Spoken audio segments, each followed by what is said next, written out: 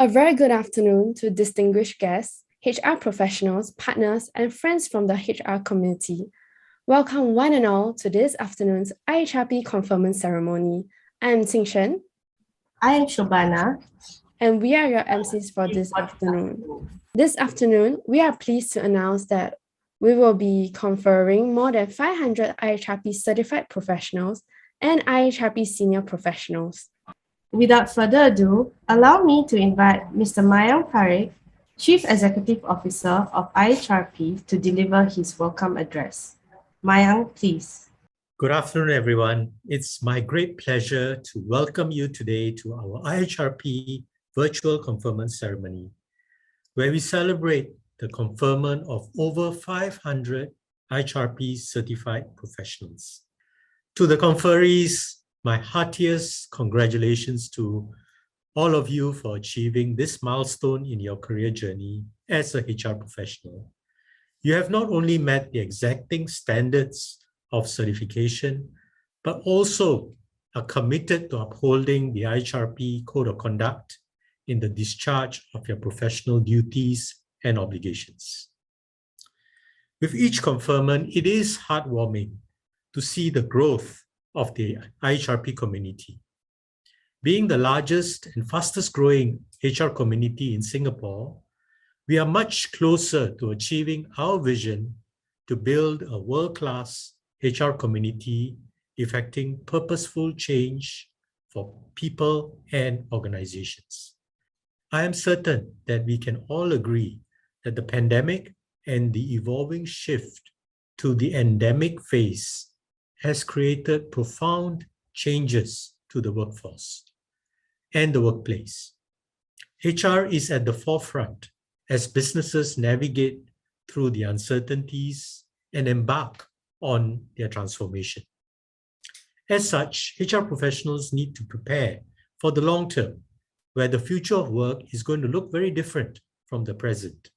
In line with that, Ihrp's focus this year will be to develop a forward-looking and progressive HR by equipping our certified professionals with the business acumen and competencies, as well as empowering networks within the community for resilience and peer-to-peer learning and sharing. Last year, we celebrated the launch of 5 human capital playbooks that are intended to be a one-stop resource to help businesses in their last-mile adoption challenges. I'm pleased to announce that we are on track this year to release 3 more playbooks.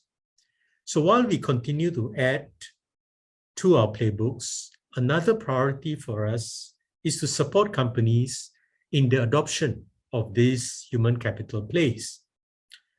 In 2021, Ihrp assisted close to 360 companies with assessing and strengthening the maturity of their HR processes through the HCDT and the HCDT Navigator. Now this year, we hope to continue to support more companies so that they can leverage their diagnostics reports and to draw up actionable roadmaps using the human capital plays in the various playbooks. Our playbooks and other curated tools and resources will be housed in the Ihrp Knowledge Bank. This will serve as an online central repository for professionals to learn and share with each other.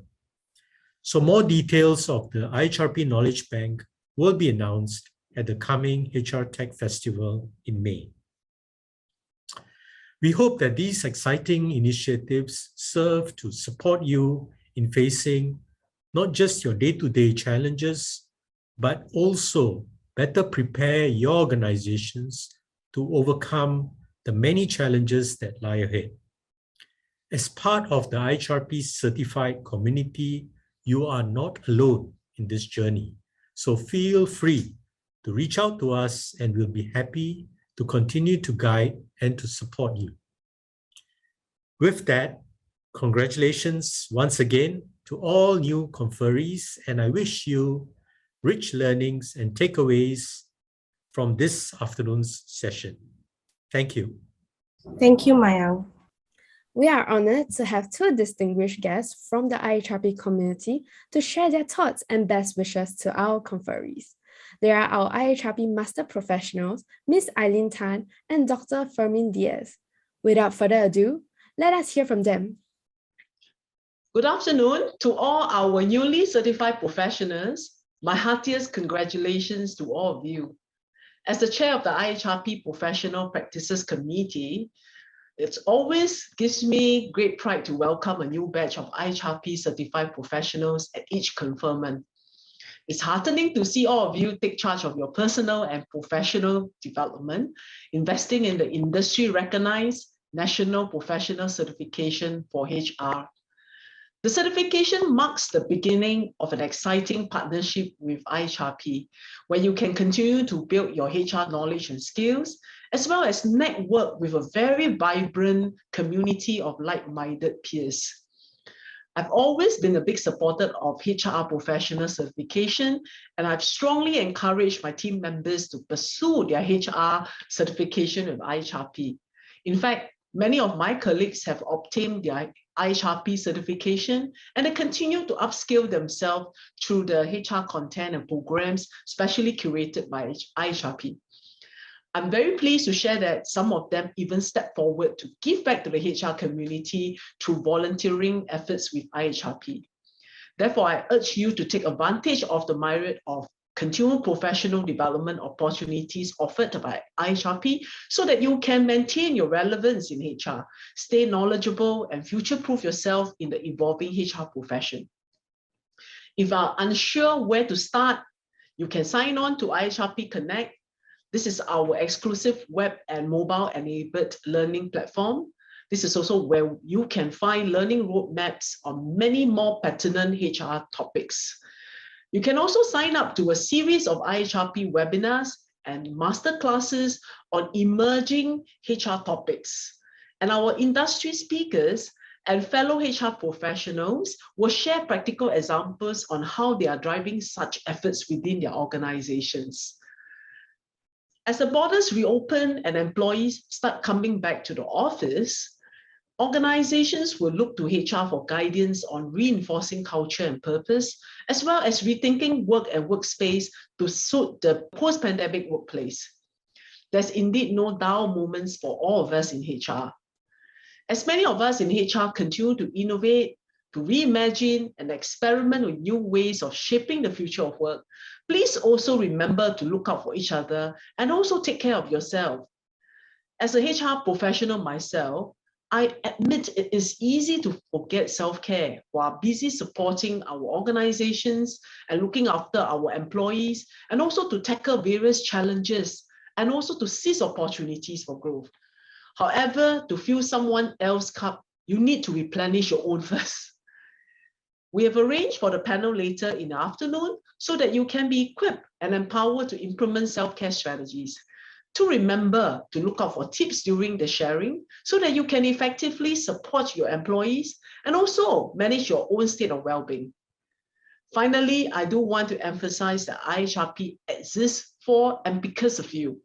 Now that you are part of the IHRP family, we look forward to partnering closely with you to build a world-class HR community that will effect purposeful change for the people and the organizations we serve.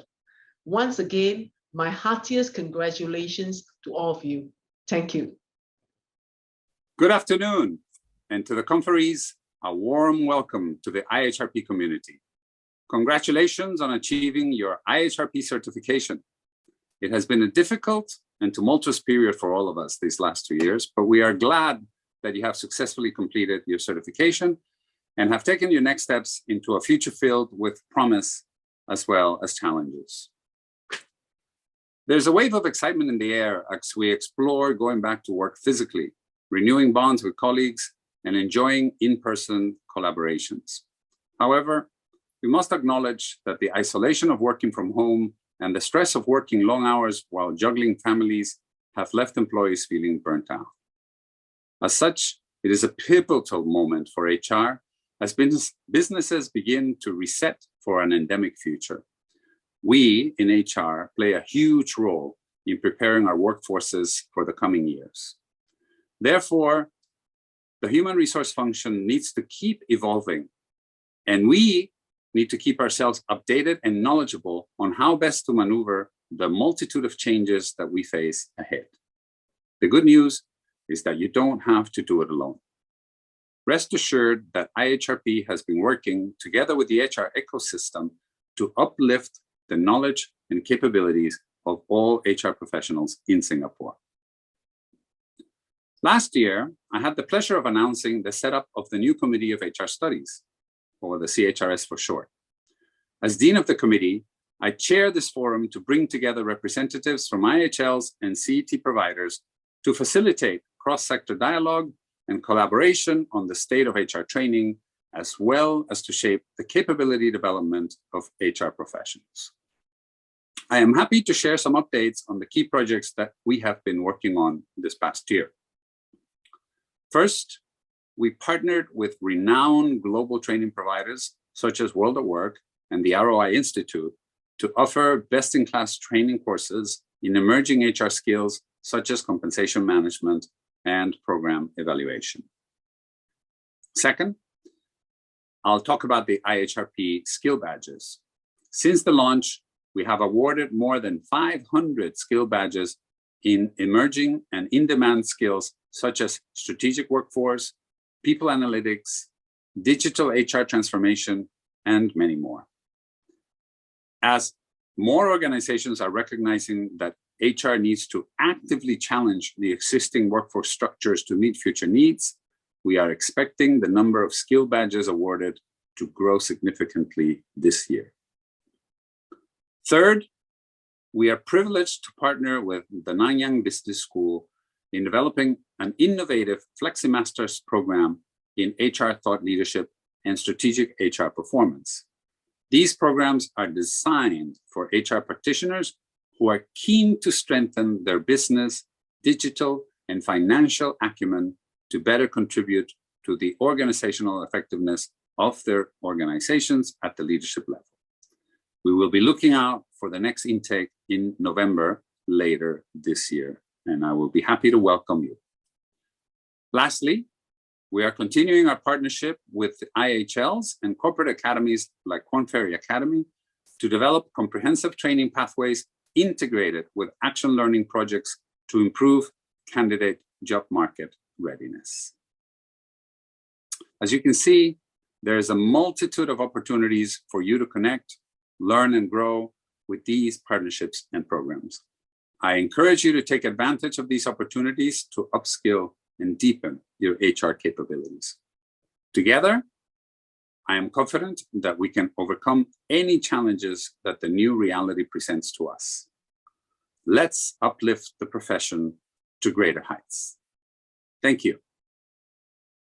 Thank you to Eileen and Fermin for their well wishes. Next up, we would like to invite Ms. Karina Kwok, Head of Professional Practices and Community at IHRP, to share on who we are and what to expect from the IHRP community. Karina, please. Thank you, Shavana, and thanks to Maya, Eileen, and Fermin for the inspiring words of wisdom.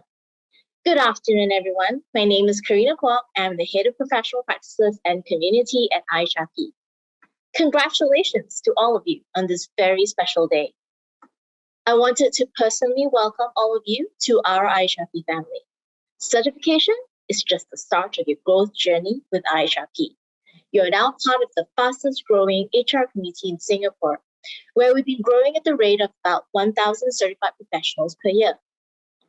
Now, with 5,000 plus certified professionals within our IHRP community, you will have a sizable network whom you can connect with and tap on for shared experiences and collective wisdom. Whilst the majority of our certified professionals are solely IHRP certified, we do have a growing number of dual certified HR professionals whom are certified with us and with one of our international partners, such as CIPD in the UK, RE in Australia, and SHRM in the US.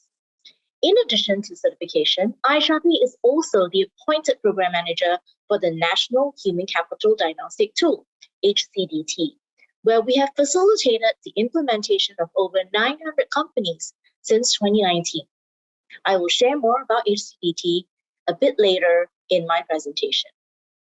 On the corporate front, we have also successfully engaged almost 500 organizations to be part of our Ihrp Corporate Partners Program, where these organizations have adopted Ihrp certification as the preferred hiring criterion for HR positions.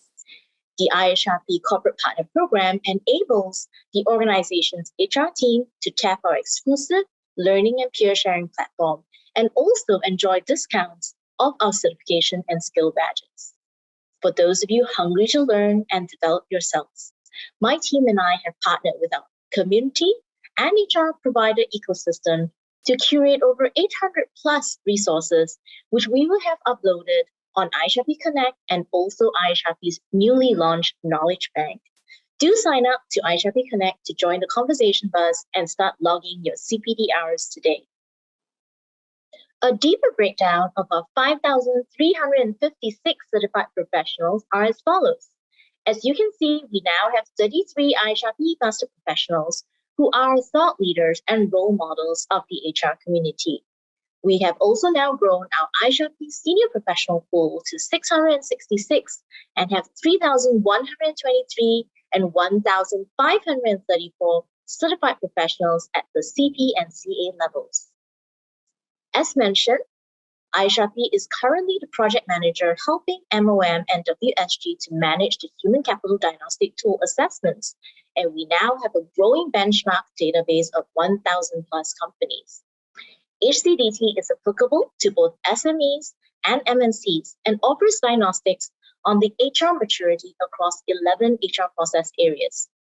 Each participating company will get a tailored HCDT report that highlights where your organization benchmarks against the 4 stages of maturity, from level 1, rudimentary, all the way to level 4, progressive. You have a choice of conducting HCDT Professional, which offers a more thorough assessment and recommendations, or our new product, the HCDT Navigator, which only takes 30 minutes to complete. For both HCDT Professional and HCDT Navigator, a trained HCDT assessor can be assigned to walk you through to better understand your organization's strengths and gaps, as well as highlight opportunities and recommendations to close out any HR process gaps. Please do go to our HCDT microsite, where you can access more information about the tool and also read up on the case studies and testimonials from MNCs and SMEs such as UPS and Keystone Cable, which I've highlighted here on this page. Beyond just connecting and building our HR community, we've also been actively engaging organizations as well, so that we can garner greater traction and support from employers for their HR teams. These logos are just a representative set of what I could fit on this page of the over 480 and growing numbers of corporate partners. As you can see, there are several benefits for your organization to be part of our Corporate Partners Program, such as exclusive invites to key events, discounts on our certification and skill badges, publicity on our website and social media, and also promotion of your employer brand on the Ihrp job portal. Best of all, there's no annual fee for you to join. Now, the next 2 slides highlight some opportunities and programs that can help you continue on with your professional development and learning journey.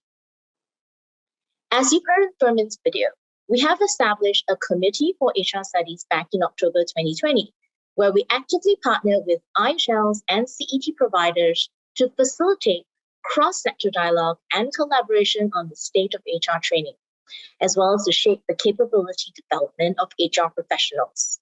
We currently have 60 knowledge partners whom we partner with to offer quality programming, skill badge certification, and also exclusive discounts, especially for our Ihrp certified community. Now that you've gotten your HR certification, I wanted to also highlight some other opportunities for you to deepen your niche skills in emerging HR areas such as people analytics, HR technologies, strategic workforce planning, and fair and progressive practices. We have now successfully awarded 897 skill badges and have partnered with highly credible international organizations such as RI Institute and World at Work to offer the ROI and compensation and benefits skill badges. Obtaining a skill badge allows you to signal to employers that you have hands-on project experiences in HR hot skill areas. And if you do get a proficient or advanced skill badge, you're able to clock up to 30 CPD hours that can count towards your CPD fulfillment. So as you can see, there's actually a plethora of available resources and benefits that you can tap now that you're part of the Ihrp family.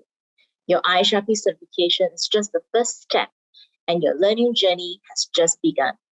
In the next few slides, I want to quickly highlight some additional learning offerings that my team and I have been working on. As noted in my earlier slide, our Ihrp community has logged over 46,000 learning hours are active learners.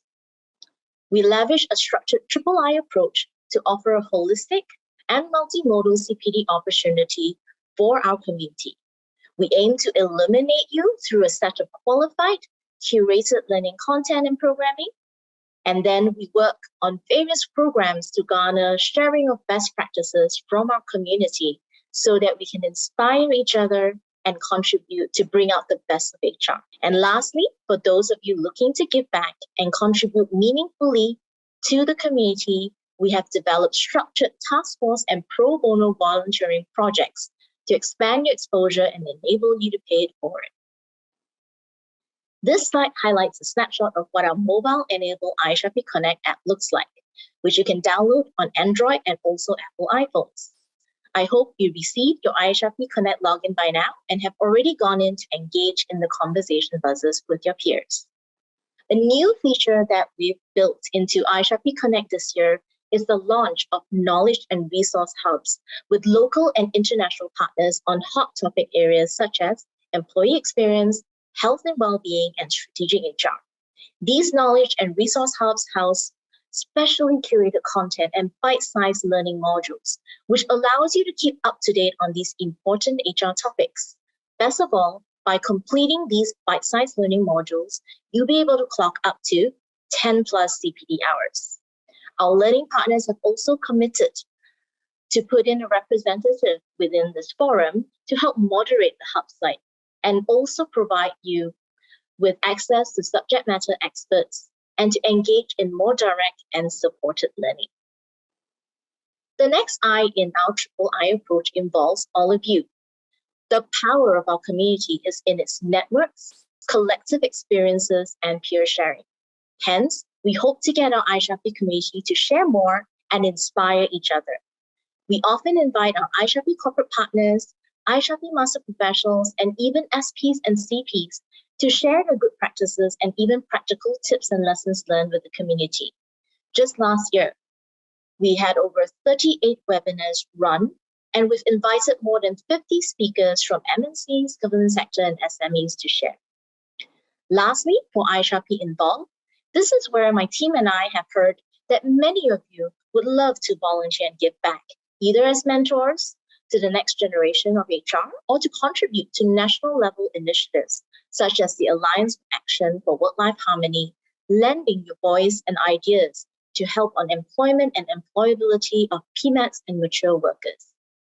These volunteer activities will enrich your development by giving you the opportunity to leave a little bit of legacy behind, knowing that you contributed and supported the business transformation of Singapore.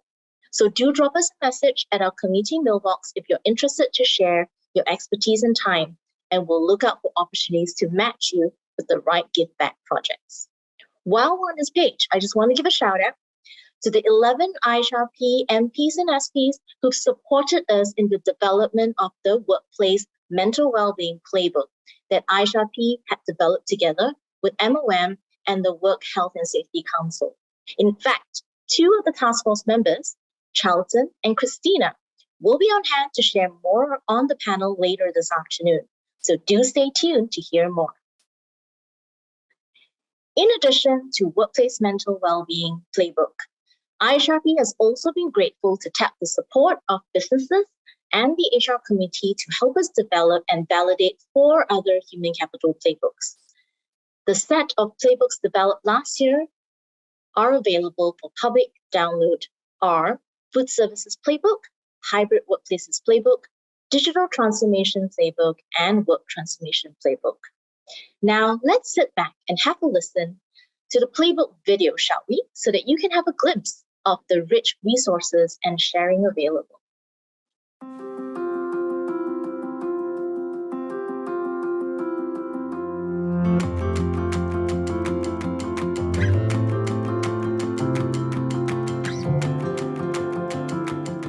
My belief is that a digital mindset is the first step and probably the core underlying foundation on which such a journey of digitalization should start. In an interesting way, I think the COVID situation has forced that mindset, and I think we all know this, and it's brought a lot of areas of improvement to light in terms of being able to do this digitally. Despite being an organization that's fairly familiar with working digitally, we have our own fair share of changes as well during the COVID period. As I think about the employee life cycle, probably one of the first few things we had to change was how do we continue hiring and onboarding people during the COVID period, where social distancing became a rule. Even if it wasn't a rule, where candidates could be fearful, coming into the office. How do we get our laptops across? How do we share what our culture is, who your colleagues are, right? What a beautiful office we have, and many have not even come to this office for some period of time. So one example, we very quickly responded by digitalizing our onboarding process. We have some global learning and development platforms that have the capability of delivering text, audio, video, and I think even before the pandemic really hit, we were already on a journey of trying to make consistent that employee experience across the region. Human capital digitalization also allows for streamlining and productivity. It brings convenience and information at the fingertips of our people. It is with this in mind that we introduce our One People system, and it contains employee and manager self-help features that provides information and facilitates transactions on the go. One of the things that we have done is to actually build in technology into the business in order to achieve a higher level of job redesign. We at Creative Eateries feel that without the technology, job redesign is only a limited effort. And so it is, in fact, the technology that functions as a tool for us to actually rejig the job scope and upskill the workers.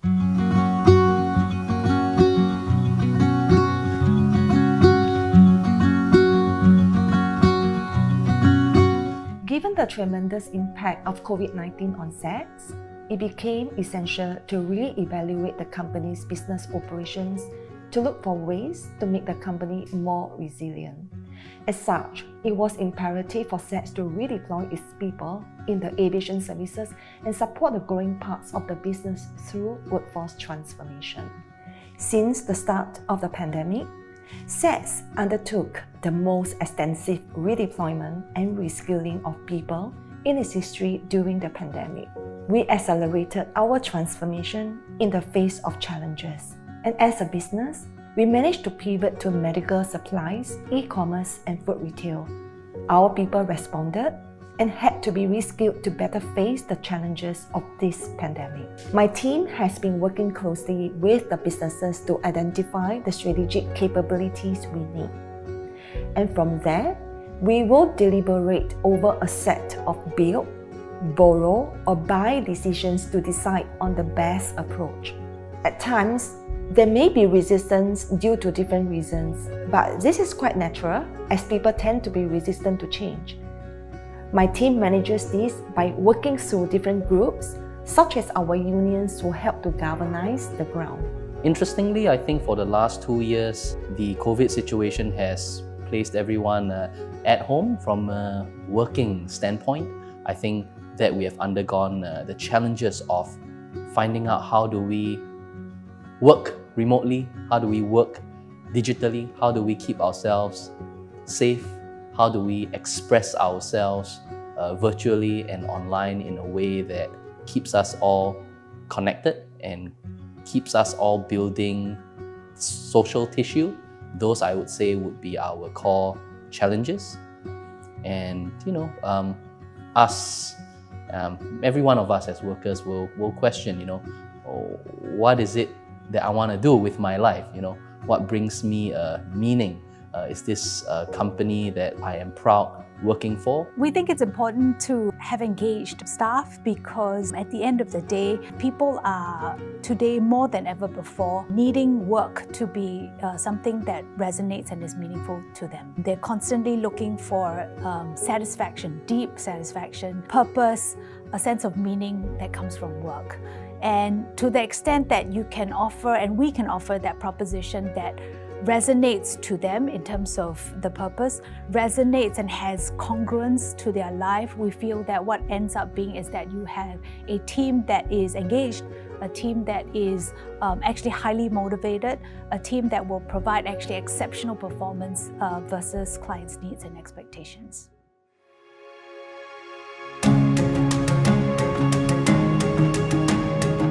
Well, I recommend that the playbook be shared amongst a HR team or with the management of the company. Because at the end of the day, whatever initiatives from the playbooks are implemented, it would require a strong encouragement right from the very top. Users of the playbook will be able to think and seek out answers that will help them to manage manpower situations as well as business results. There are a lot of templates that are available. So I think the scope of the playbook itself would give any business owner or HR practitioner at least some food for thought on areas that they had previously not thought about, not covered in their businesses, and provide a bit of a roadmap in terms of creating a very comprehensive HR strategy. The way we developed the playbook is that this would be used by business owners who may not be HR trained. And as a result, we wanted to use a non-technical language. So I think it's an opportunity for us to help smaller companies out there who may not have the HR resources that they need, but certainly using the IHRP professionals, the experience and the expertise in order to develop resources which can be used by some of these smaller companies.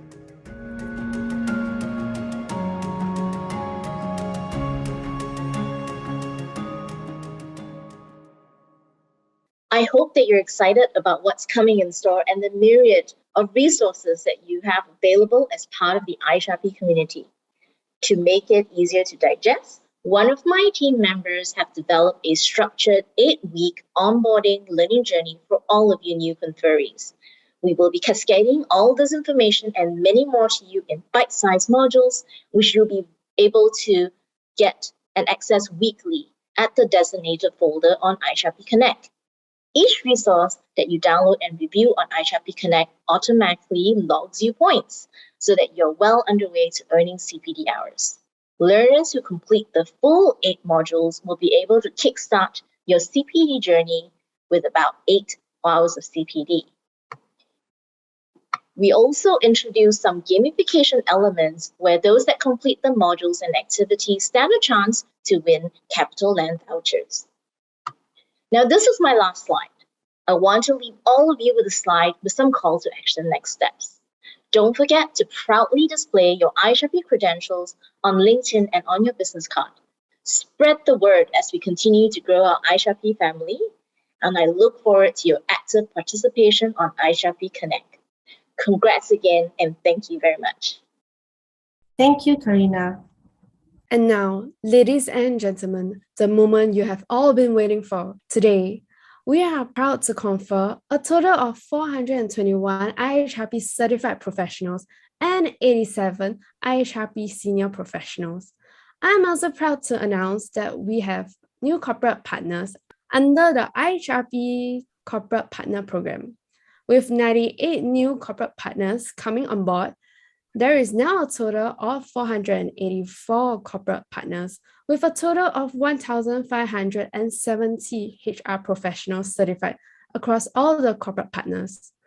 Sit back, relax, and allow us to present to you the 2022 April conferees today.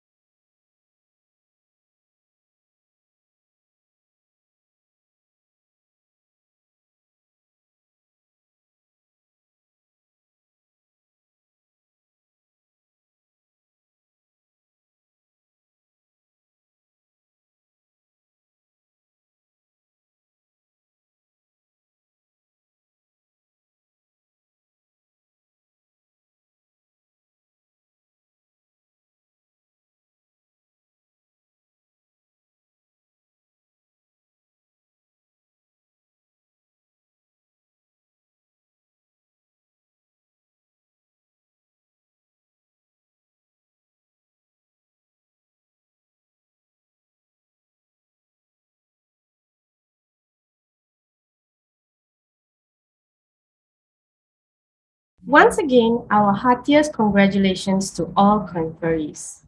Now, we will be moving to the next half of today's event, which is the panel dialogue on managing wellness at the workplace, a business and HR imperative. Let me introduce the moderator for the panel, Mr. Sriram Iyer. Sriram is the founder and CEO of HRTech.sg, a Singapore-focused super app for HR tech. Sriram is also one of our IHRP senior professionals. Now, I would like to hand over the time to Sriram to provide some background on the topic, as well as introduce the rest of the panel. Sriram, please. Thank you, Shobana, for the kind introduction.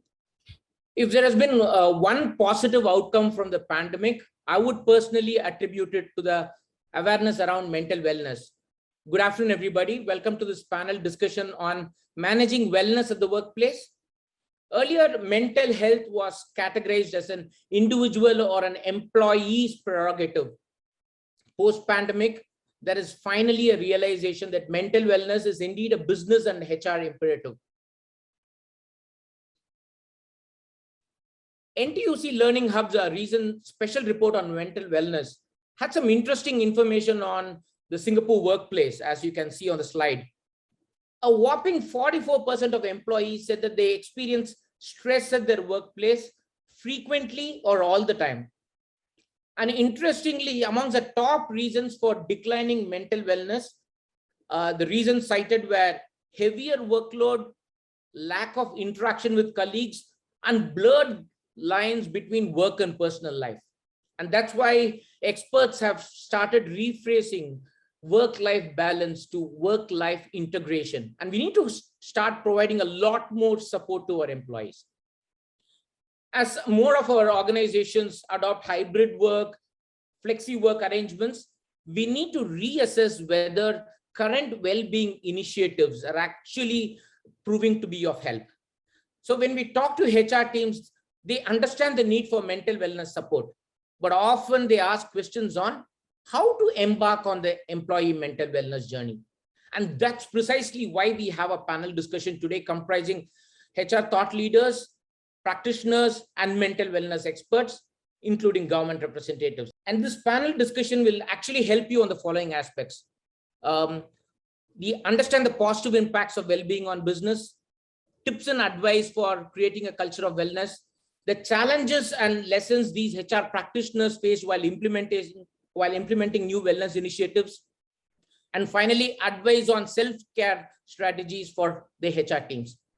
So as a next step on this journey, we actually have a IHRP masterclass next week by MOHT and Mind5, but more about it later. Let's quickly go to the panel for today. Before we begin the panel discussion, I'm going to ask each of the panelists today to take 1 minute to introduce themselves and also tell us about what self-care initiatives that they are taking to monitor and manage their own state of well-being. So let's start with Dr. Chantat.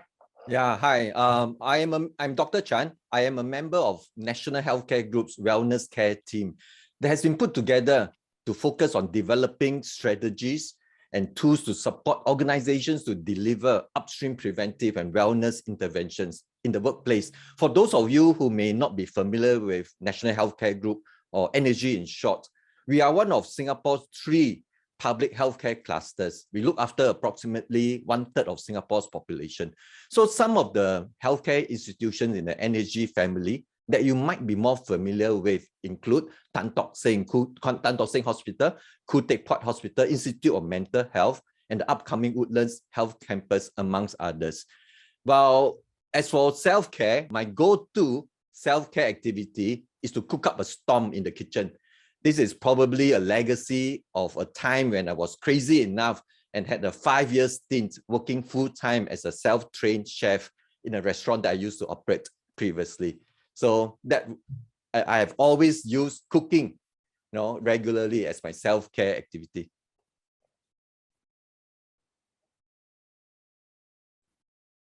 Thank you very much, Dr. Chan. Natalie? Hi, I'm Natalie. I'm an assistant director and a psychologist with NHG, National Healthcare Group, with Dr. Chan. Thank you for inviting me, and I'm privileged and honored to be here. So for my self-care, what I usually do is I listen to music. It really calms me down, especially time when I'm feeling stressed. And in a car, that's the best time because I have no one to disturb me except the music. The other things that I do is actually I walk my dogs. It's very therapeutic, and also to pet them. So these are the few things I do to take care of myself. Thank you. Thank you very much, Natalie.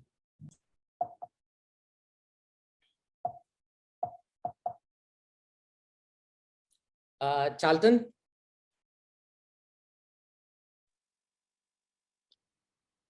Hi, everyone. First of all, apologies. I don't have the background that the rest of the guys have because my desktop speaker is not working. So I switched to my mobile phone to dial into Zoom.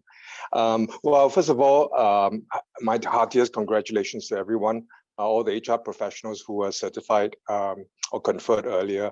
I lead the people and culture team for Singtel's enterprise business, and I also wear a second hat as the HR lead for Singapore.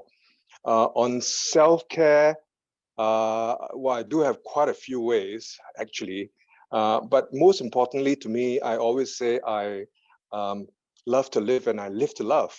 And so therefore I love giving care and warmth to my family, my 4 dogs, and my close friends. They actually keep me very optimistic, even in tough times. Thanks for having me here. Thank you, Charlton. Christina? Good afternoon, everyone. My name is Christina. I'm the head of HR for Neste.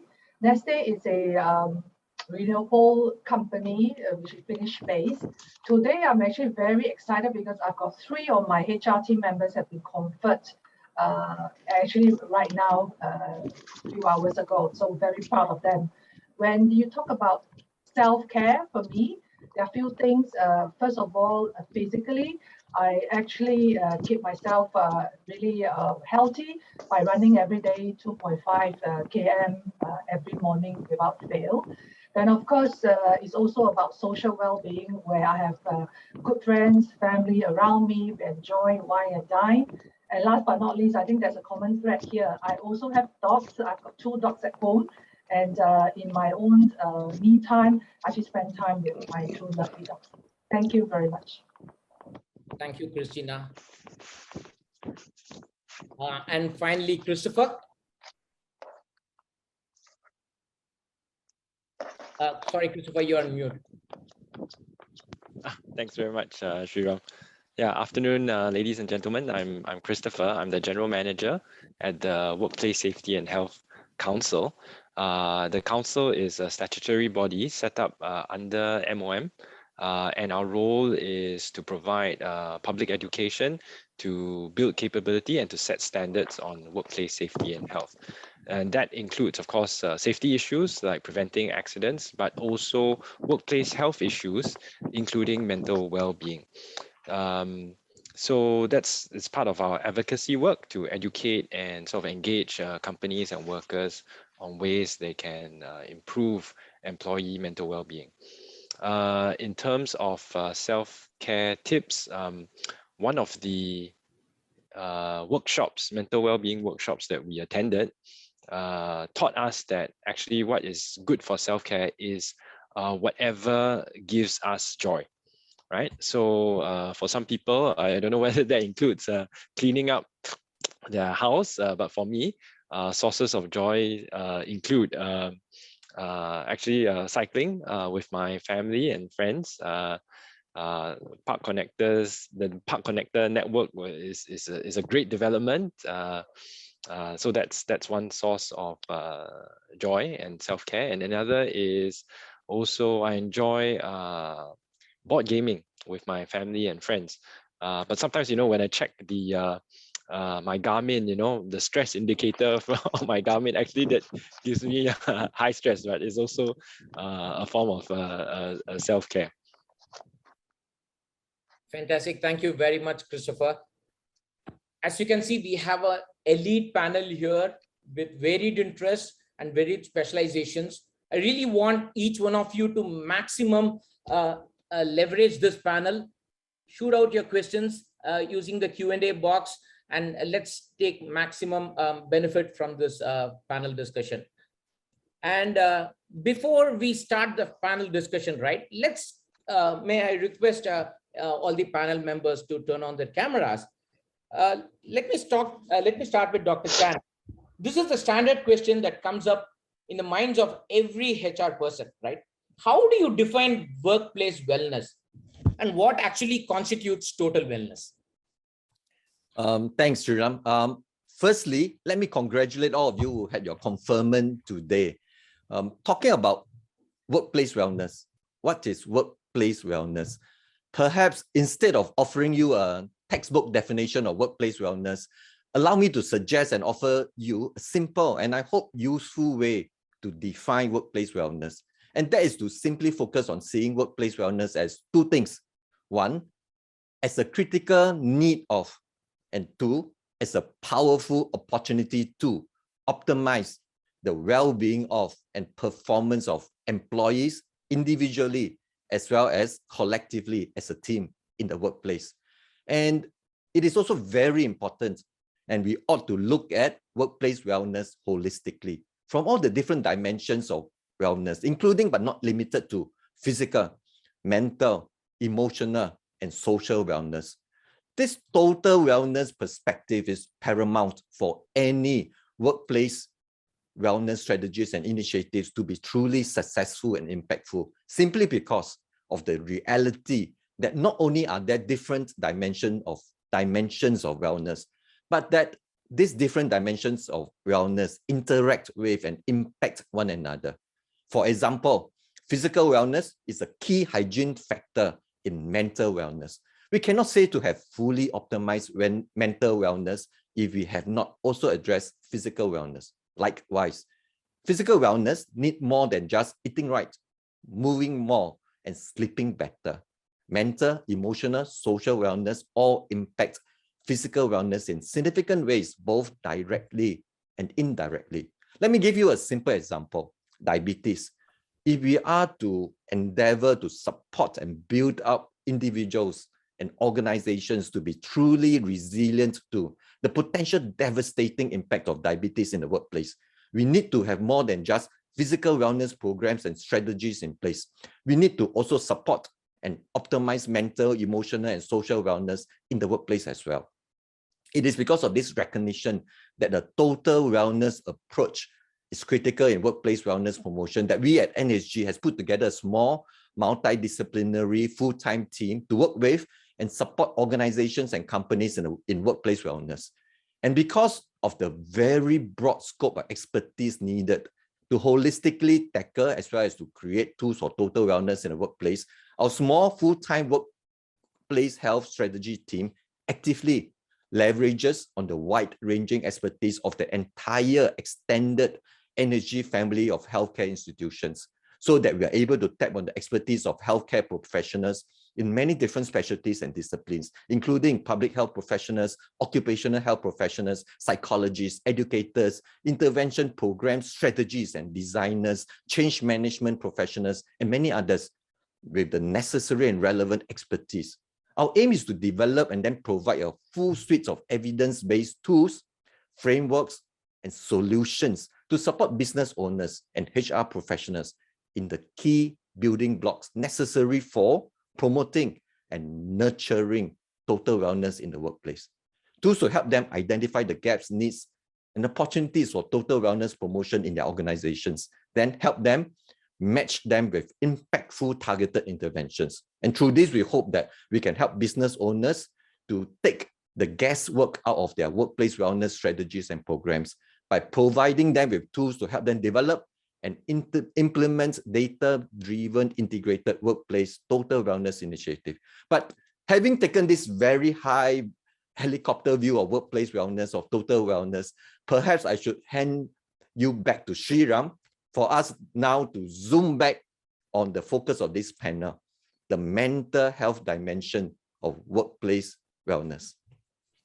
Thank you very much, Dr. Chan. So the key takeaway for me is that it's not just enough to have a STEPS challenge or probably have a lunch talk. You really need to look at total wellness, which really comprises physical, mental, emotional, and social well-being. Thank you very much.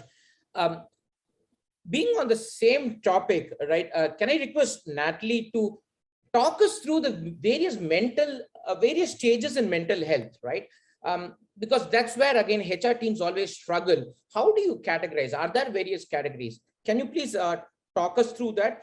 And also, can you tell us if they have an anxiety or depression disorder, can you classify them as experiencing mental wellness?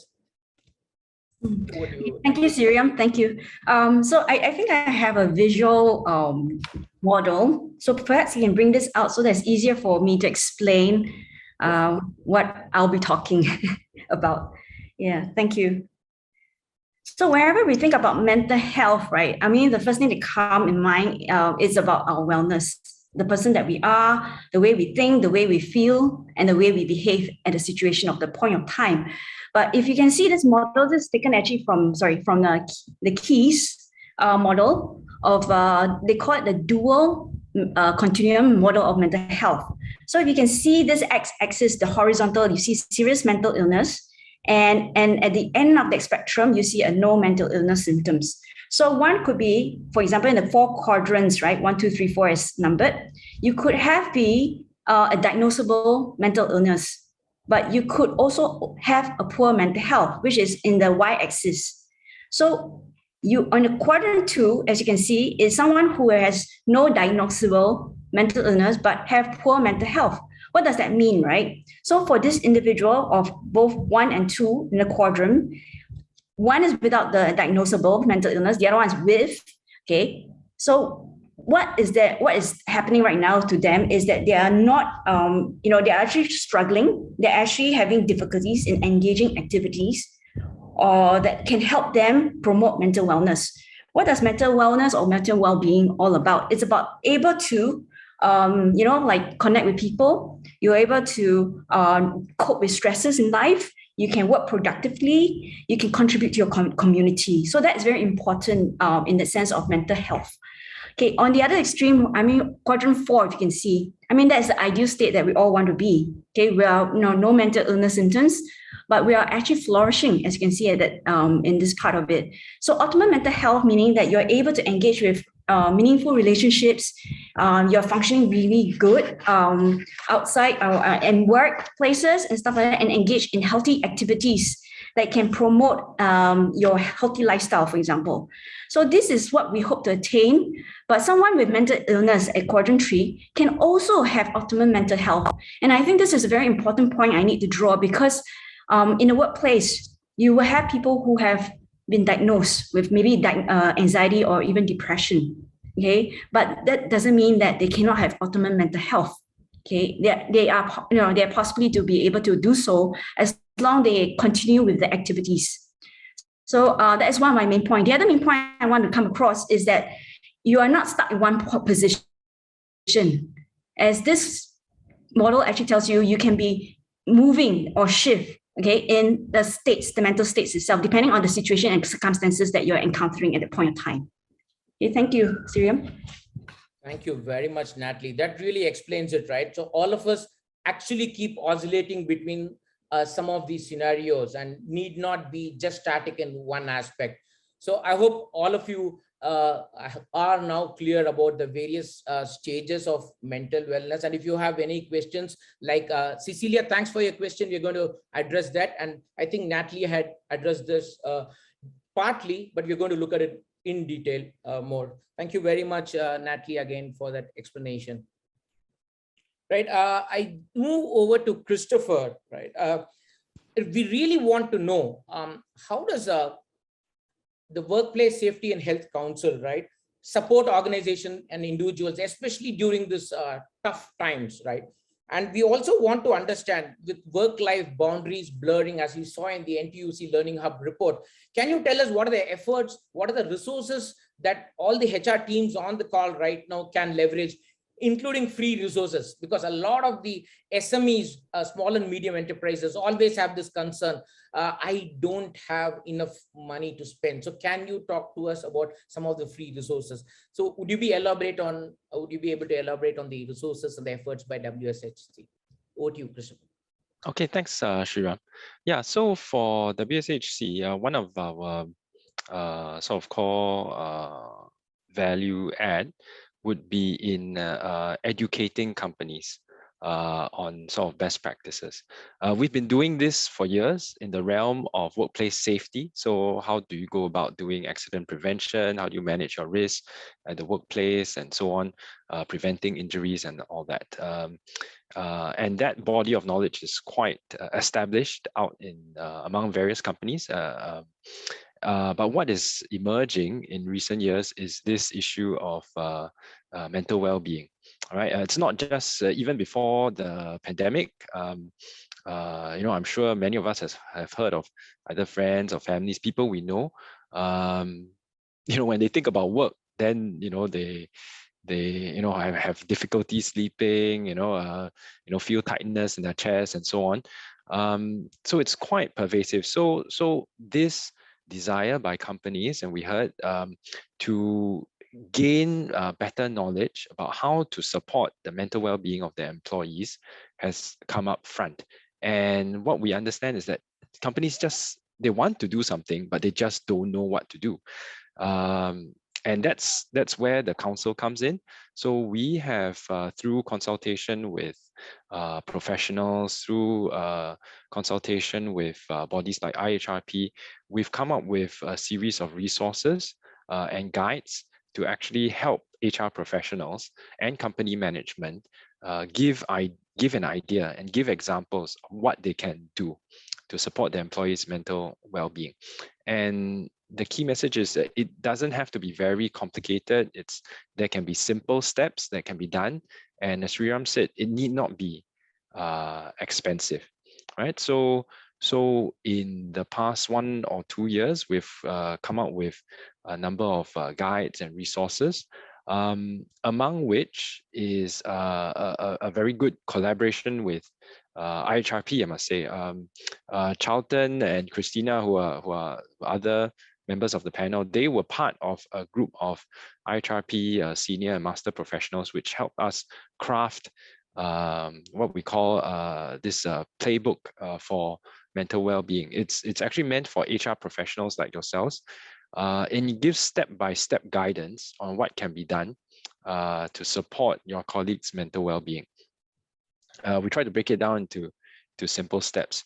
And if you look at it, I'll put up a link to it shortly if you've not received this playbook. Part of it also seeks to address this issue of blurring work-life boundaries, right? That Sriram talked about, and with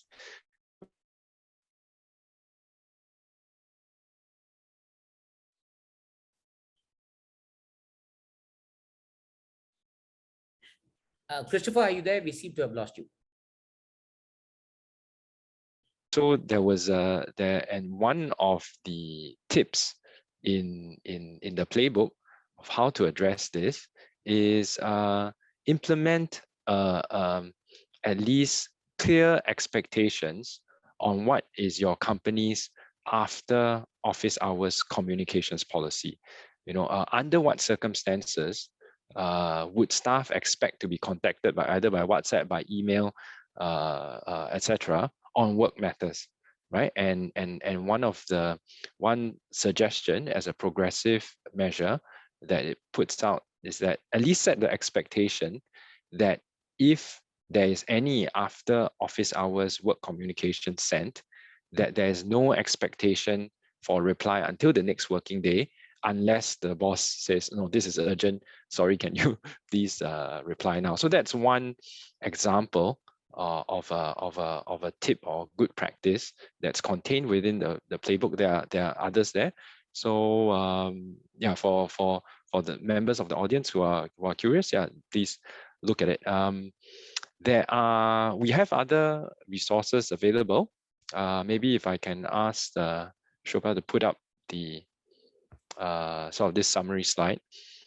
Now, depending on where your company is in its maturity in addressing mental well-being for employees, there are a number of resources available, all free. It's all on websites. The QR codes are there, and I think this slide will be disseminated later. If you're just starting to understand and want to know what mental well-being is about, getting some common concepts, common language, then a first stop would be mindline.sg.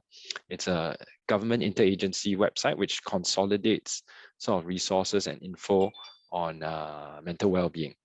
Right? Then if your company is ready to start and wants to take concrete actionable steps on supporting employees' mental well-being, then the playbook is one possible place, right? So the link is there.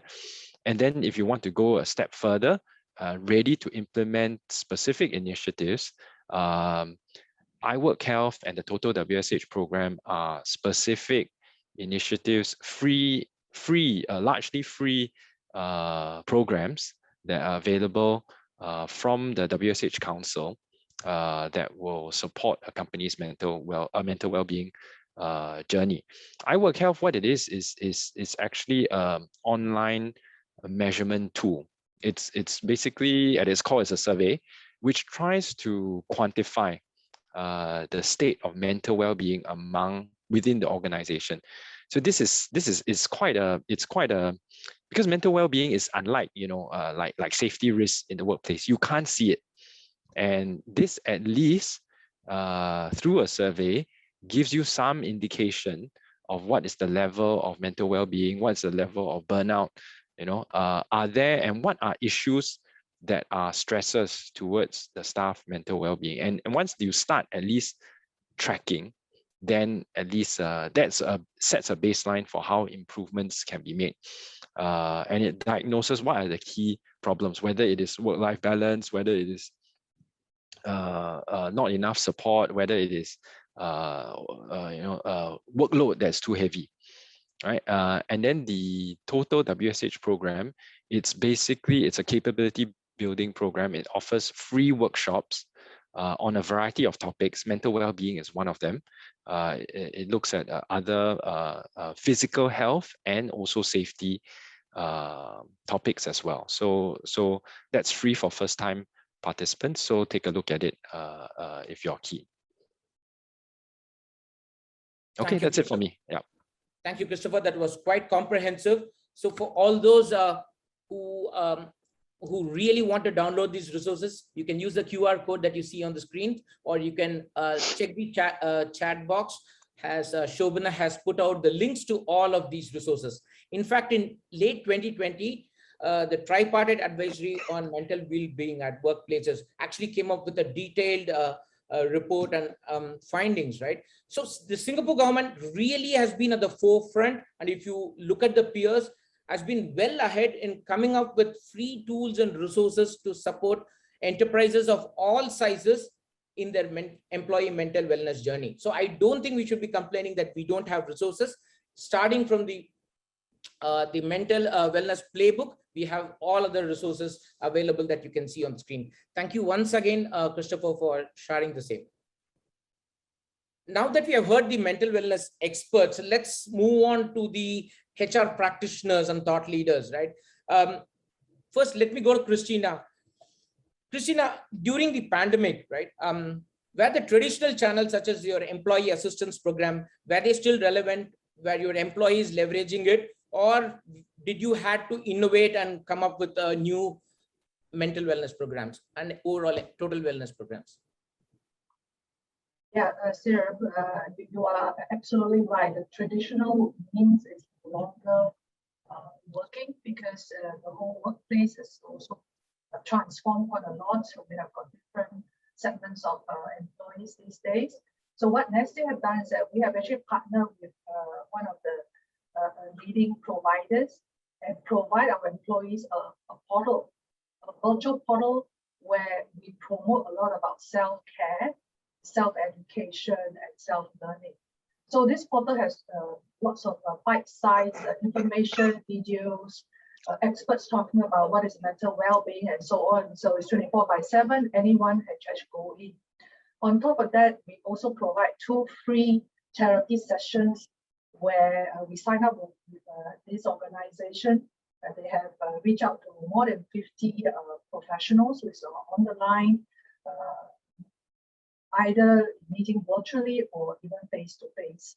So thereafter, after the first 2 sessions, and the employee would like to continue with that, they also get a discounted rate from the next session. So what we are trying to do is to actually get the message out there. You know, the only person that knows yourself best is yourself, right? So you have to actually get to know much more. I like what Natalie says. Sometimes it's a matter of being aware the current state we are in, and we discover what we need to do. A lot of the things can be fixed. We don't need to actually go down the line where you are at the stage where that you actually need somebody to help. So that is what we are trying to do much more these days, on top of those other social bonding activities. Fantastic, Christina. We are getting into the creator economy. Employees want to decide a lot of things themselves. That's why the self-service economy is booming. So I think you've done the right thing by providing all your employees with the resources, with the bite-sized learning videos that you are talking about, and empowering them so that they can leverage all of it. Thank you very much, Christina. Charlton, what about Singtel? How was the response from employees to your traditional employee assistance programs? And did you come up with any new initiatives during the pandemic? Yeah, thanks, Sriram. I've been in Singtel for 10 years, and our EAP has been very active for as long as I remember. Actually, EAP is not a new thing, right? Way before Singtel, me joining Singtel, there was already EAP in many MNCs that I was with.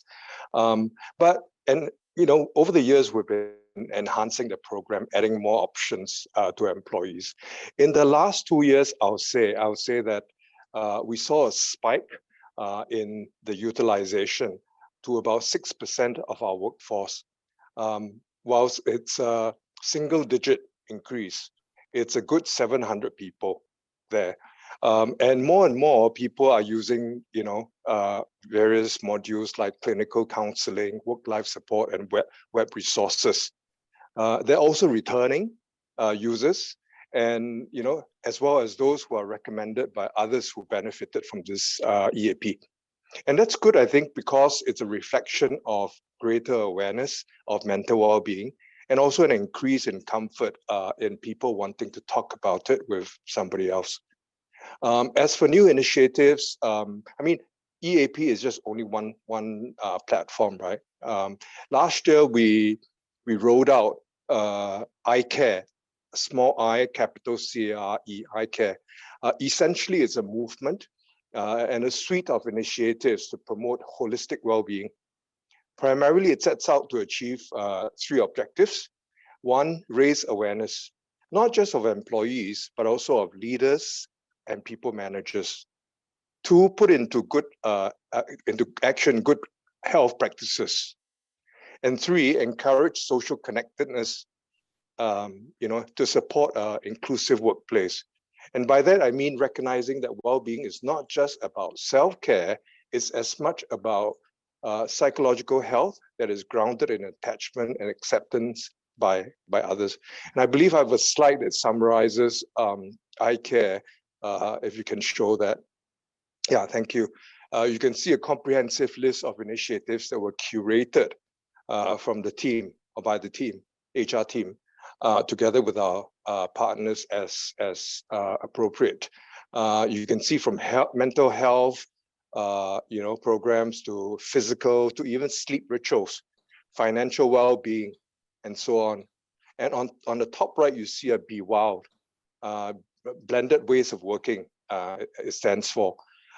It's actually a hybrid work option arrangement where our people can choose to work on site 3 to 4 days a week, and remotely 1 to 2 days a week. It was launched in January and quite well received so far. Yeah. Congratulations, Charlton. This is indeed a varied set of program that could benefit the employees across the organization, really setting the benchmark for other enterprises to follow. I go back to Christina, right? Christina, data-driven approach and tech literacy are definitely two important skills of the future for HR teams, right? And we have a new set of IHRP members joining today, and I'm sure tech-driven approach and a data-driven approach is what all of them are going to look forward to. Now, I wanted to understand, how do you ensure that these new initiatives that you have launched are actually delivering the desired impact? Do you have any tech or data-driven approach to validate the efficacy? And while implementing it, did you face any challenges from the teams or from the employees or from the leadership? So it's a lot of questions combined into one. Thanks, Ihrp. First of all, I'm very impressed what Charlton and the Singtel team or HR team has done. Gave me a lot of inspiration, and I will go back to my team to work harder on that. I must say, when we talk about well-being, right, the HR folks here, everybody's here on the line, we get it. We're doing a lot more for the organization, for our employees. But actually what needs to step up, I would call generalizing the leaders out there. I would have wished that this session here have got lots of leaders on the line. And this is what Neste is focusing, because we can actually partner with the best organization, the best tech that we have. HR is only a very small advocates. And only if we know what needs to be done out there or the employees need is not enough. The power lies with the leaders. So actually this Friday, I'm so excited to share with all of you, I'm going to actually launch a full-day workshop with 20 of my senior leaders. And we are bringing the expert in.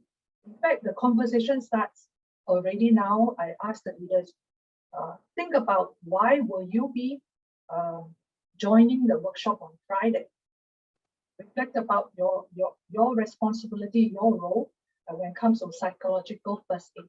Because the workshop is themed psychological first aid for leaders. Because I think there's a lot of resources out there, and I also want to thank the MOM, WSH, and all of us here. We are so passionate about this topic. But really to move the needle, the ones who can impact the lives of the employees at the workplace at least are really the leaders who actually interact with the employees every day. If I may even connect this to, these days we talk a lot about workplace discrimination, harassment, and so on, right? This is a bit concerning for me as well, because of all the stress that we have gone through, and being leaders, I'm a leader myself, it is really not an easy task. Sometimes we could be taking the business objective agenda too far ahead and too much and too intense, and forgot about we are dealing with individual employees who have got emotions and so on.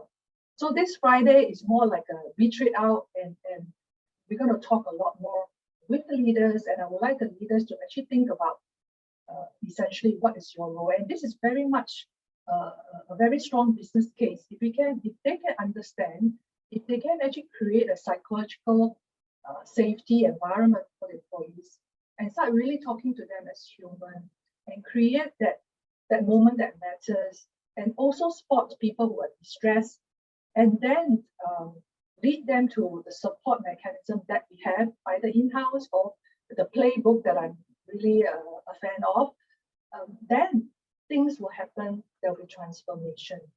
But until we reach there and have that really real conversation that the leaders open up their eyes and think about what their role is, I think throw out whether is it tech-savvy solution, anything else that we are right now doing, it will not have an impact.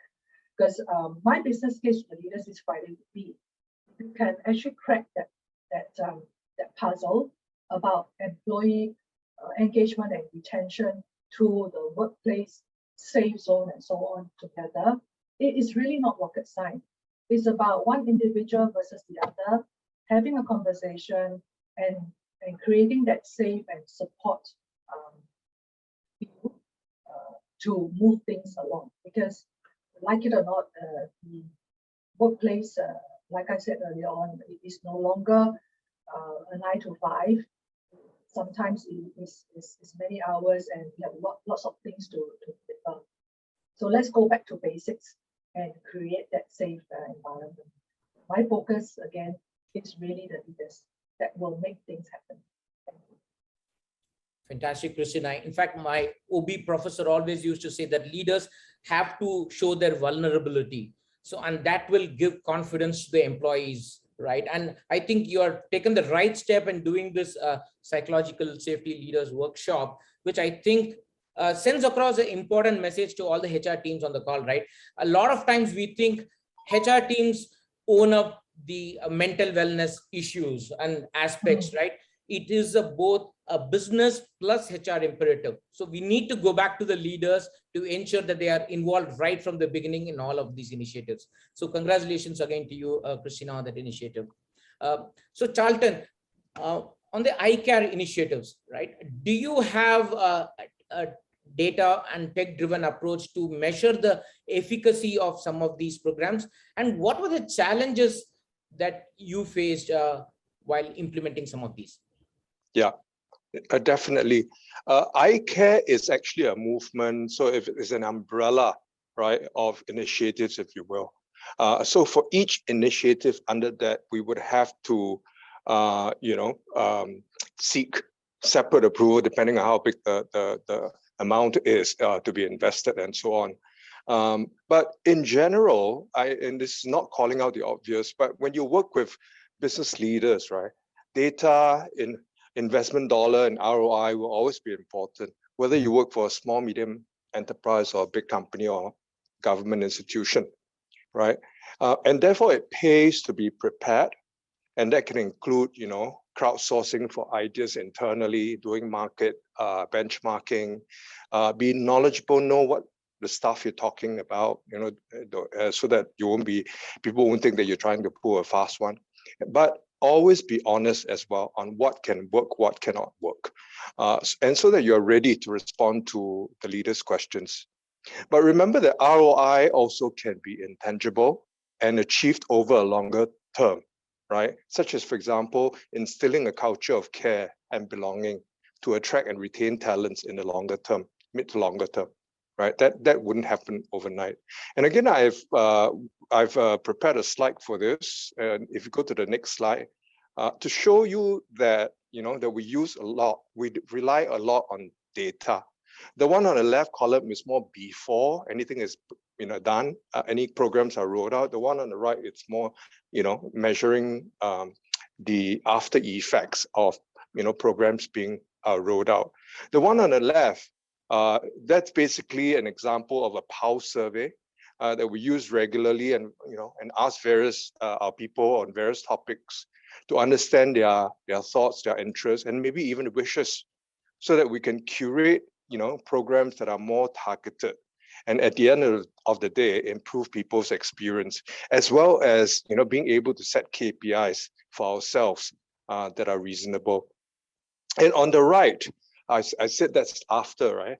That came from our annual employee survey called Your Voice. And they are actually the most current results stemming from last October's survey.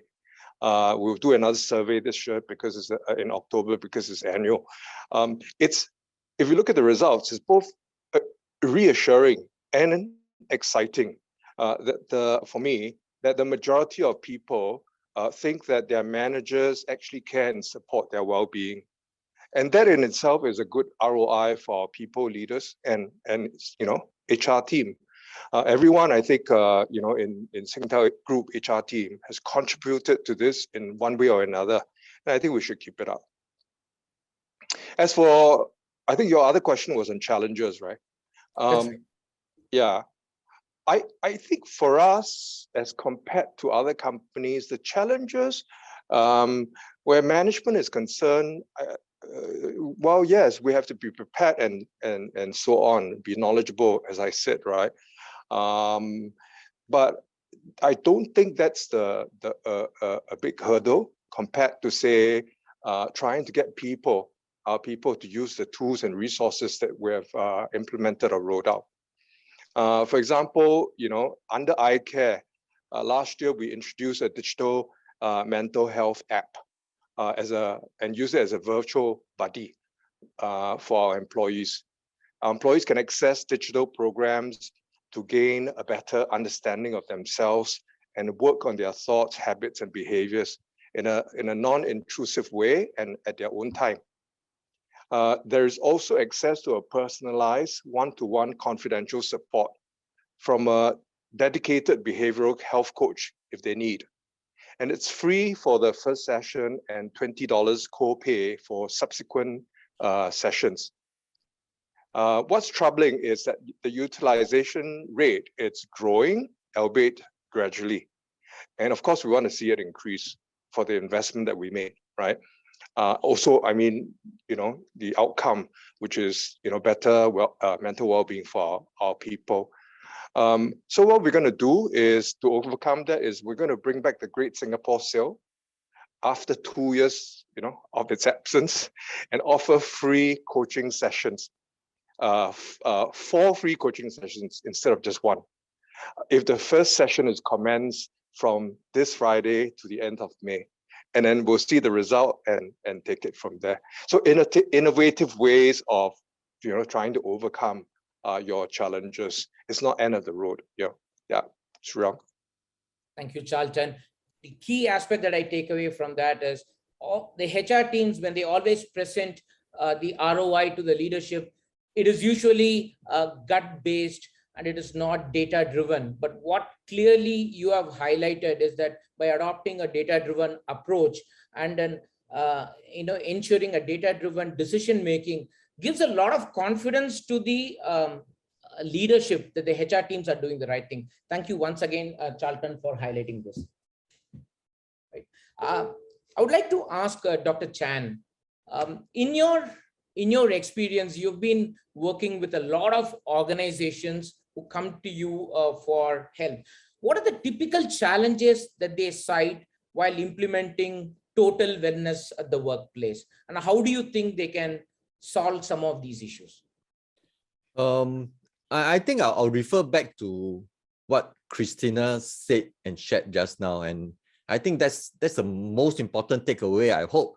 At least everybody, if you can't remember anything else that we said, I think we should all remember what Christina said, which is that one of the key and in fact the first target that we should set ourselves of any wellness programs in the workplace is to really convince the leaders, right? To convince them, convict them, convert them, into champions, right? To get them to walk the talk, to get them to put adequate, consistent spotlight on the organization's commitment and emphasis on wellness in whatever dimensions that we are talking about, right? So that is really one of the most, and in fact, the prerequisite of any success that we hope, any successes that we hope for, right, in wellness programs, initiatives, and intervention. So, because a lot of organizations and people tend to see wellness programs as a HR responsibility and task, right? And when they roll it out, the employees will say, hey, I'm already overloaded with many things, right? Work KPI related stuff. And right now you're giving me an extracurricular thing to do, right? When my business leaders, when they talk to me, engage me, meet with me on a regular basis, that aspect of it is never highlighted, mentioned, or emphasized, right? Then there's a lack of sync, there in terms of what the organization. So I think that's the first thing. To me, right? It is not just about resources. I mean, the more we have, the better. It's not just about how good metrics or programs that we have, which of course we need to have, and it need to be data driven. But I think the starting point is, getting leaders on board, right? So to me, I just want to emphasize that. So in whichever way that you can, and because each leader is different and they are driven by different motivation, right? So I guess for a HR who is committed to making a difference in their employees' wellness, in a real, impactful, and sustainable way, you have to find a way to get through to the leaders. So leadership, conviction, and support. Control B, control you, control I. That's the starting point and the most important thing. Thanks, Dr. Chan. Natalie, I come next to you. There's a question that's come from Cecilia. And Cecilia says, besides psychiatrists from the hospital, any recommended body or platform that IHRP community can recommend for company to direct their employees who are showing signs of mental health issues? So, I mean, can you, this is a common question that comes from all HR teams, right? What should they do in such cases? I think sometimes when people ask for referrals, right, it can be very individualized, means it's very personal to them. So I'm not sure whether each like company or organizations have their own doctors. You don't have to see a psychiatrist per se if you want to see for mental health issues, because medical doctors can also do that. So this is one way you can ask if the organization has a recommended list of doctors or psychiatrists. If it's not, right, there's this resource and NCSS. They have a whole list of mental health professionals for, let's say, for family issues, for personal issues, for all kinds of issues. So that's something, another starting point to look at.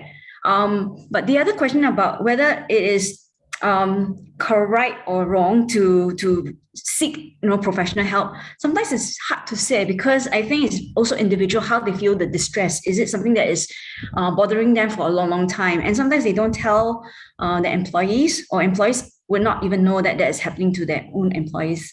So in the sense, what I'm trying to say is, if one needs help, first is whether the organization has a psychiatrist or a recommended list of doctors. If not, there's this list of NCSS that they can look into. Yeah. Thank you very much, Natalie. If you could share the link later, we could work with IHRP and send out a complete compendium of all the links that we have talked about today, because there are quite a bit of resources. I'm sure after this session today, HR teams would not say that they are running short of resources, right? And we're going to have a flurry of resources. Christopher, I know you have answered the question on the chat, but I think that's a very important aspect that is coming into fore. Of late, when we talk to HR teams, they are still focusing on physical wellness, right? And when Dr. Chan was talking about leadership conviction, right? The transition from moving from physical wellness to mental wellness and probably total wellness is still taking a lot of time, right? What is it that Work Safety Health Council is doing to accelerate this scenario so that the bosses do understand the need to move to mental wellness and total wellness? Yeah, thanks, Ria. So, as I said, it's a evolution. It's an expansion of our traditional role in WSH.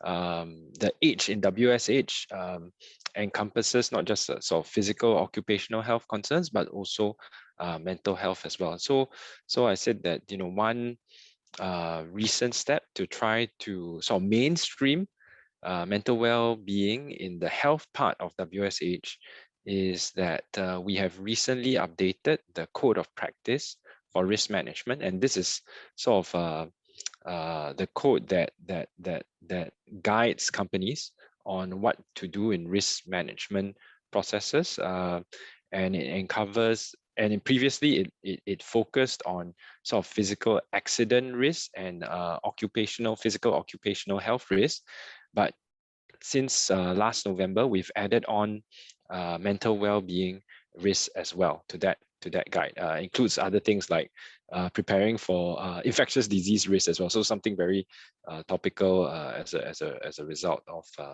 COVID. So that's one way we want to sort of mainstream the mental well-being in the age of WSH. And other ways are, through platforms like this, through rolling out programs and other educational materials to grow awareness that it's affecting, that this issue is pervasive, it's affecting many organizations, and that it's not difficult to start taking steps to address it. And going back to what Christina said, leadership, senior management support is crucial. It's the same with safety, or same with physical health. That's why part of the steps in the playbook, we have a series of I think 6 steps, is for management to rally support among the entire organization. Some management are converted, some are convinced that this is the way to go. They realize that good mental well-being is important for talent retention. Some are less so. And so that's why another one of our initiatives, which we are trying to build up at the moment, is how to convince senior managers in organizations, or actually at the leadership level, that mental well-being is worth investing in. And how we're trying to do this is to try to get case studies from companies who are progressive to try to substantiate, hey, since I implemented this program, actually what has it translated to in terms of tangible benefits, whether it is, because a lot of people tell us that it has benefited staff retention. Can we have sort of hard evidence for this? And if we collect enough case studies, and we hope to do so, and I think that's the sort of thing that senior managers and company leadership would respond to if they realize that, oh, this is not, it's mental well-being is not something that is an excuse for staff to slack off, but actually translates into sort of a tangible business commercial benefits. Then I think that's a way to win over the opinion of company leadership. Fantastic. Thank you very much, Christopher. We've had some great questions from Sean, Cecilia, Jocelyn, Sabrina. So if you would like to have all your queries answered, this is the time right now. So please put in your questions in the Q&A box. Or if you really like to ask the questions to the panelists, just raise your hand and probably we can unmute you. You just have to keep the questions as short as possible. While I do know that Christina has responded to that question from Sabrina on chat, I want to go back to both you, Christina, and Charlton on this, right?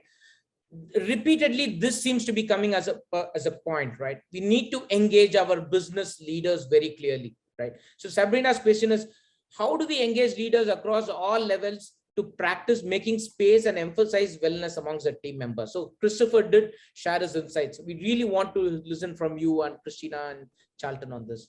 Christina, do you like to go first? Yeah, sure. Ladies first, is that? Thank you so much. I think I've already more or less answered it. When we interact with leaders, we have to talk business to them. So the only way to go through their attention is to actually say, this is a business case. Because if we are able to emotionally connect our people, and it's not HR, it's the folks, the leaders out there who is actually interacting with their people every day, and by showing we care, by supporting the well-being, is such a impactful engagement towards our talents and so on. Because like I said also in the chat, people join the company because of its brand, purpose, and maybe a good package. But ultimately, if let's say it is not a thriving environment, they don't like their leaders, they're not respectful of them, and so on, they will actually jump up quite immediately. And research has also shown that people leave the job because of their leaders. So if we turn this around and make them understand, I'm sure they will invest their time in this topic, which is so important these days. Thanks, Christina. Charlton? Yeah. Well, if we're talking to business leaders and trying to seek endorsement and so on, right? As I said earlier, apart from the preparedness, the knowledge and so on that you should have upfront, right? And don't try and, BS your way through or take the easy way out and so on. I think if you partner a business leader or senior leader, it's important also to understand and calibrate the styles and understand, what actually appeals to the individual and, how you can actually broach the subject matter and also finding the opportune time to, talk about it. Right. I mean, if you know that the business leader is under a lot of stress and stressing on various other items, financials, it's the end of the quarter and so on, then obviously that's not a right time to go seek support and endorsement on certain things. So I think some of the EQ it's also plays a part and is very important. And as for all the leaders, the people managers in the company, and if you want to try and change, and this is changing a habit, right? We all know changing habits take time, and it's not going to happen overnight. And changing the styles of and mindsets of our leaders, I think there has to be through a constant series of communication initiatives, road shows, various other initiatives. It's not a one-time thing. So it's something that we have to continuously do and drum it in. And of course, as HR people, our senior leaders, as there's so much said about senior leaders leading by examples, right? Actually, role modeling, right, is really important as well. Yeah. Thank you, Charlton. Very valid point. Sriram, if we may jump in and then add to this conversation, because I think the three of us have been talking about the importance of, and Charlton also mentioned about having the EQ, right, to try and discern and press the right buttons with the respective leaders, right? But there's also a room for bottoms up initiative, all right, so long as it does not disrupt, right, the organization's business and operations and priorities. Let me cite you an example. I mean, which is chicken and egg, which one comes first, right? Does the leaders make the culture of the company, or the culture, the company culture, the collective culture, whether written or otherwise, formal or otherwise, also shape, influence, and steer the leaders, right? In the area of wellness, I give you one very concrete example. Part of our energy family, Kutekpat Hospital, Yishun Health, right, has been in the forefront of workplace wellness for their own staff for decades, right, for more than 10 years, right? And it has more than just survived, it has continued to flourish and grown from strength to strength, even with changes in leadership, right? So much so right now that the culture of wellness, the formation of formal, informal groups, interest groups, activities, right, are flourishing beyond, what is done by the HR, flourishing beyond. So any leader coming on board at whatever levels, right, I think to a large extent, they love it, they embrace it, right? But they also are, in a way, being influenced by it, because this is now what the employees want and what they are used to and what they treasure as the culture, the heritage, the tradition of the organization. But it takes time. It takes time. It'll be good if we start with a leader, a convicted ones that will embrace and support and kickstart this whole chain of culture building, right? But even in absence of that, don't give up. Even bottoms up, do whatever you can, forming small groups, informal groups, working with the HR, right?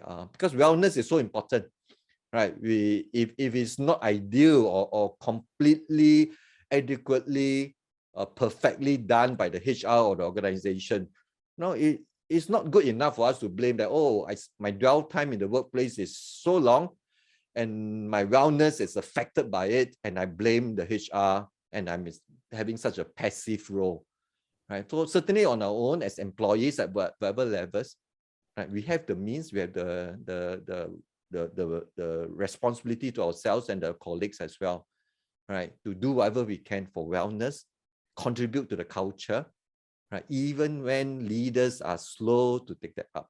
Of course, that's not ideal, but wellness is precious. Do everything that we can.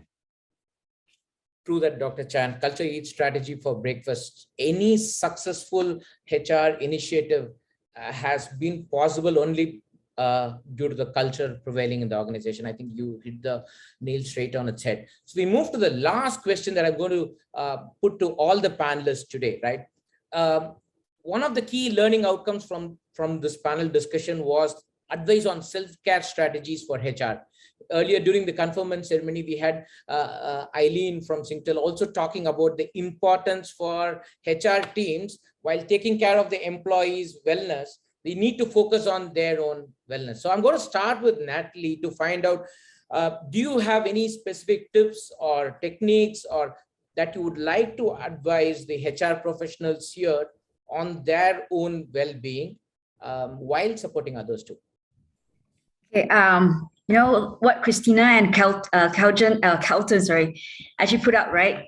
I think that's all the recommendations that is really, really good effort. So like mindfulness, and then having, like extra things that they can do, like talking to someone. I think this is important.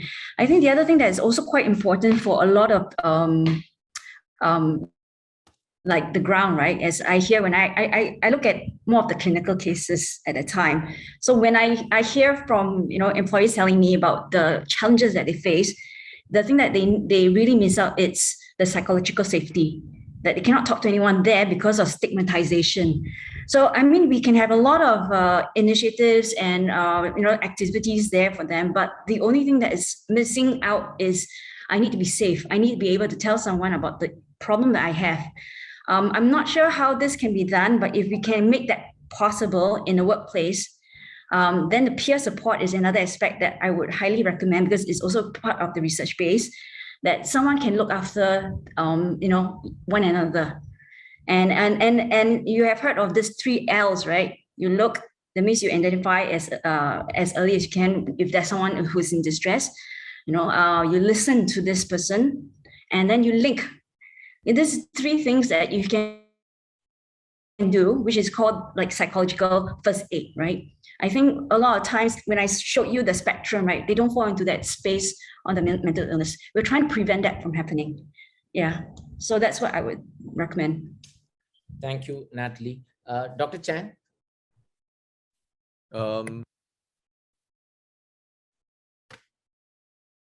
Sorry, I missed it, Dr. Chan. Oh, I have nothing to add. Okay, sure. Christopher? Yeah, maybe just to sum up, if there are maybe just 3 simple steps that companies can take if they are interested in starting a mental well-being journey. This is extracted from the playbook. One is check, have some way to assess and check what is the level, the baseline of mental well-being in your organization. You can use Ihrp Health for that. 2 is rally, just garner the support, ground up, as Dr. Chan said, of leaders in your organization to say that yes, mental well-being is important, and it sets the tone for middle managers down the line to take into account staff welfare as well. And the last point, act. Right, there are specific initiatives, not too difficult, that can be set up in the organization to support staff. One of them, as Natalie just mentioned, have a peer support network. That's in the playbook as well. So check, rally, and act. Thank you, Charlton. Yeah, I think we are only humans, right? And even as in HR, we look after people, we support people. We can falter, we can fail as well. For me, I think it's really important for people, everyone, to know your own outlet, and only you know. What relaxes you, when you're most tense, and what gives you clarity of mind. Personally, I have a few. Dr. Chan, I think at the start talked about the importance of physical well-being as well. So I actually play tennis on Saturday and Sunday. And then I also do a bit of a dry swimming with my hands. It's called mahjong, with close friends. And third but not least, I like to stand under a hot shower, and that gives me clarity of mind. But don't tell them that I teach you to waste water. Okay, maybe do it in a blue moon. Yeah. Fantastic, Charlton. Christina. Yeah, I think my message is actually for all the HR professionals out there. We tend to carry a lot of load ourselves. And what I've actually done together with my team is that we have actually every Thursday, 10 o'clock check-in. In that 1 hour, we don't talk about business. We talk about what did we do last week. And by everybody sharing, oh, last week I took my dog out, or I, do some silly stuff and so on. We had a good laugh in that 1 hour. It really perks up the day. So what I'm trying to say is that you don't walk alone, right? I'm sure back in the office, we have got your fellow HR colleagues. Create a safe team together. Have a 1 hour with your co-colleagues that you trust, have a joke and whatnot, and be consistent. It's not a one-off thing. Then, of course, I think the other thing that I do also consciously is having my own me time. We all need our me time, and make sure that you put it in your calendar and rejuvenate yourself. Charlton does it under the shower. I don't. I actually lock myself in the room and listen to the nice music. Thank you for giving me the opportunity to share my thoughts. Sriram, just now, now I have something to add because of something that Charlton said. Sure. Yeah. I think, but before I share that, I want to highlight that that is so important that even as we just now, I want to qualify what I said about leaders. HR need to engage and convince leaders, right? HR professionals are leaders in their own right. Although they do not have the full sphere of control and influence, they certainly have a big leadership role. And as with all leaders in change management, in influencing, forming culture, right? The change, the action need to start from yourself first. Right. And I always remind people it's akin to when you're on the plane and they give you the safety demonstration and instruction, when the decompression and the oxygen mask come down, right? Before you can help anyone else, you need to put it on yourself. Right. So in the area of wellness, in the area especially mental wellness, right? You need to make sure that you do not just think about it, talk about it, but you take action, starting with yourself.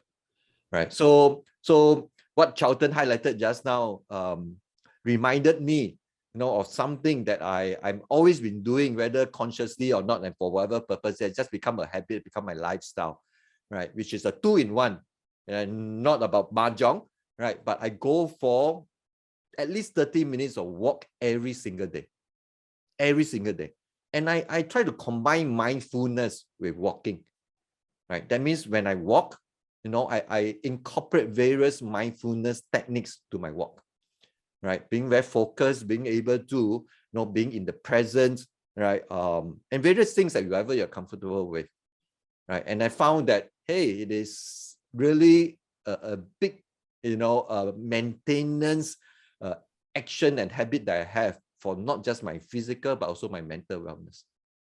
Right? And and this is something that I prescribe to my patients. Right? This is something that I prescribe to trainees and coaches who attend programs in the community, in the workplaces, right? Simply because of simple action, right? And the first thing I tell them is that even before we learn more sophisticated tools and actions, right? We must always remember knowledge itself does not give us health and wellness. Action does. Right? Start with simple, doable ones. right? And consistently build like kueh lapis, layer upon layer. You know, the consistency matters, right? Action, right, is the starting point, right? Which is why I want to use this opportunity. You know, forgive me for being such an activist. You know, if you do my strength finder, you know, my strongest team will be one of activator. You know, I can't help myself. Right now I see that there's about 400, now it's 390 something over people, right? Still logged into this webinar, right? Can I ask the moderator, before we end, can we challenge everybody to commit to, for the next 10 days, devote 30 minutes for self-care, whatever that would be, you know, starting with themselves, you know, and then let us get the momentum, let that movement going. Yes. Thank you, Dr. Chan. In fact, I just put in the first comment in the chat saying that I commit, right? I would urge all of you to show your commitment for the 30-minute every day that Dr. Chan was talking about. So I'm going to quickly summarize what all the panelists said, right? Remember, you have to create that psychological safety. Start with a good peer support network. Identify your peer support network. Number two, the 3 L's: look, listen, link. That's very important as part of your psychological safety. So keep looking and listening to yourself a lot more. Number three, Charlton highlighted, right? We will tend to falter, and we need to find our own avenues to vent out or channelize our energy, right? It could be a hot shower, or it could be a tennis, or it could be mindful walking by Dr. Chan, but identify that particular aspect where you can give a vent to your energy. Christopher talked about CRA. It's all about acronyms, right? CRA, check, rally, act. Check what's happening in the organization, rally support to it, and act. And that's where Dr. Chan really highlighted the most important thing. Knowledge alone just doesn't deliver results. You got to put it into action, and not just action. Consistent action is the most important thing, right? And finally, I end with what Christina said, and really helps. I keep telling my wife all the time, can you just put it in my calendar so that I don't forget it? I think all of us needs to do that. Put the 30 minutes or whatever commitment that you need to do for your own well-being, put it in your calendar, and I'm sure all of us will do it. Else Microsoft Viva in its digest will at least tell you that you haven't done it and make you do it. Thank you once again, Dr. Chan, Christopher, Natalie, Charlton, and Christina. It was a great learning session for all the 500 odd participants that were there in the session. Thank you very much.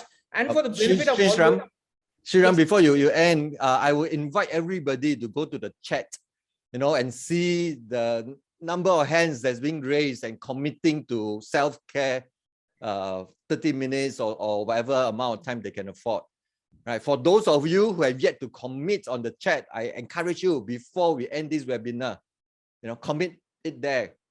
Get yourself accountable to whoever, right? And I really love with the organizers to keep a record of the chat, you know, and who has committed, right? So that we would be, if we know them, we would send a gentle, friendly reminder. Hey, did you do it? You know, don't just say it, but do it, right? So and your 3 CPD hours for this event is going to be linked to deliverables on your commitment.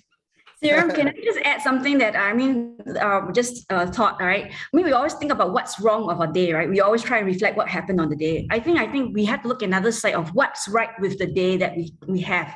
So for example, practicing gratitude, what was good about today, that really helps buffer stress actually, and buffers a lot of problems in our lives. The other thing is also think about act of kindness, do something good each day. What would it be? Who would you do it with?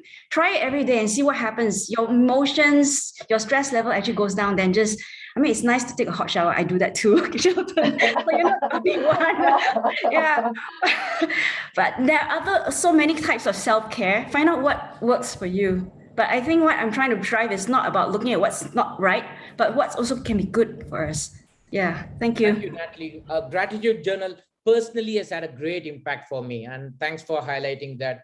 And on your screen, you see another QR code. Now, this is the repository of all the links and resources that IHRP, Christopher and the WSH Council, Dr. Chan, Natalie, and the NHG team have put together assiduously. They have taken a lot of effort to put this. As IHRP professionals, only we have access to this in Ihrp Connect. So let's make maximum use of this. Log on to Ihrp Connect, get into this storefront that has been created by IHRP with WSH and NHG, and make maximum use of it.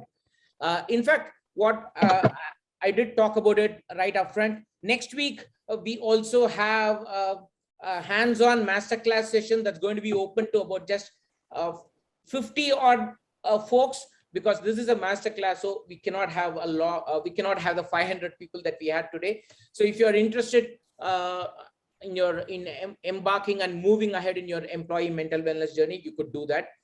And once again, I would really like to take this opportunity. I would like to take this opportunity to thank IHRP, Dr. Chan, Natalie, Christopher, Christina, Charlton, and the entire 500 of you who have been patiently listening to us. And I'm sure you've gleaned a lot of insights and inputs. As Dr. Chan mentioned, we need to put it back into action, consistent action. All of you have committed to 30 minutes. I have taken screenshots of your commitment. So let's put it all into action. Thank you once again, and see you at the next IHRP event. And do feel free to share your feedback using the QR code on the screen. Bye-bye. Have a nice evening. Bye. Thank you. Thank you. Bye-bye. Take care. Thanks, everyone. Thank you.